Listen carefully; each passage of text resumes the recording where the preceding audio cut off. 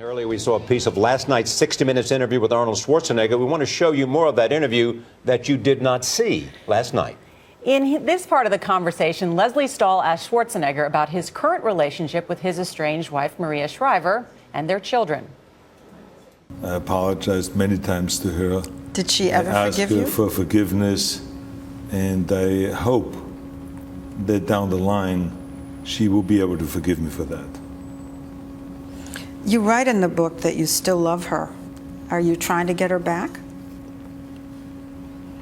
I have always loved her, and from the first moment when I met her, and she has been an extraordinary woman. She has been an extraordinary wife, friend, lover, everything.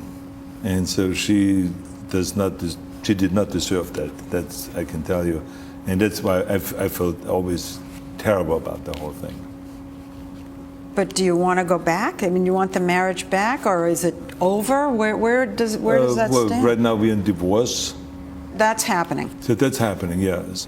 Have your children forgiven you?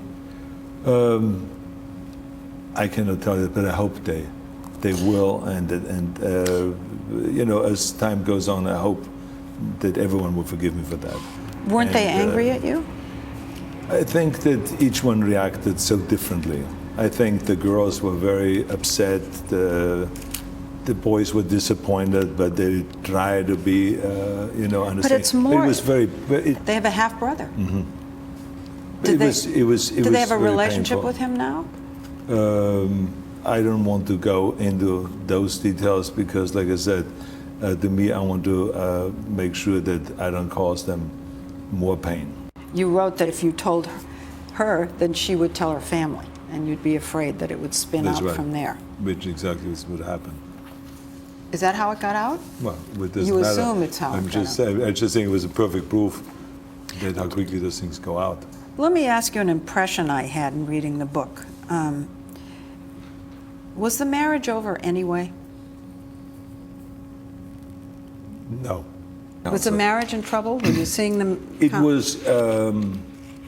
was really a lot of strain on the marriage.